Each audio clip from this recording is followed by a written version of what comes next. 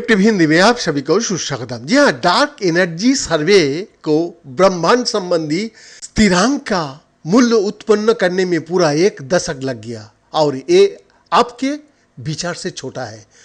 अन्य कहानियों में भी थी, जिनमें से एक आदिम ब्लैक होल के बारे में बोला जाता था।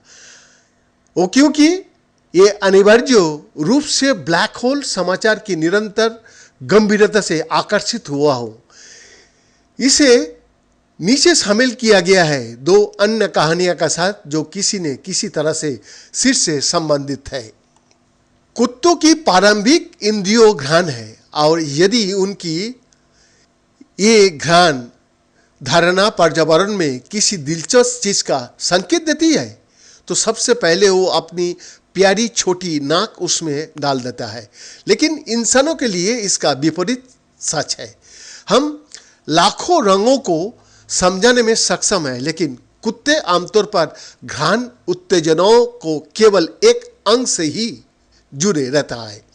यदि आपको अपने घर में प्राकृतिक गैस की गंध आती है, तो आप अपने प्यारे छोटे रेटिना और फोटो रिसेप्टिव कोशिकाओं के सुपर सघन समूह के साथ स्रोत की तलाश में जाता है, ताकि ये निर्धारित किया जा सके कि स्टोव पर गैस खुल गया या नहीं। मानव ये धारणा कैसे मानवों में ये धारणा कैसे विकसित होती है, ये निर्धारित करने के लिए जॉन्स हॉपकिंस विश्वविद्यालय के शोधकर्ताओं ने एक प्रयोगशाला में रेटिनल ऑर्गेनाइट विकसित किया। उन्होंने पता लगाया कि रेटिनोइक एसिड ये निर्धारित करता है कि शंकु कोशिका लाल या हरी रोशनी की महसूस करने में विशेषज्ञ होगी या नहीं। ग्रह पर लाल प्रकाश और इसका धारणा वाली एकमात्र प्रजाति मनुष्य और संबंधित प्राइमेट है।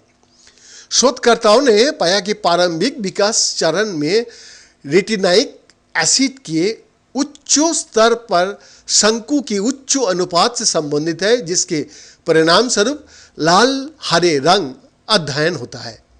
अतंत शोधकर्ताओं को रेटिना ऑर्गेनाइट से प्राप्त निष्कर्ष को मैकुलर डिजेनरेशन के उपचार में लागू करने की उम्मीद है, जिसमें रेटिना ने केंद्र में फोटो रिसेप्टिव कोशिकाएं नष्ट हो जाती है।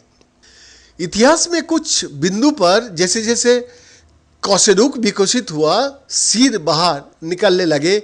सिद्धांतकारों का मानना है कि या तो धड़ को खंडित तत्व खोपड़ी में विकसित हुआ या सिर एक अलग अविभाजित शरीर का हिस्से के रूप में विकसित हुआ।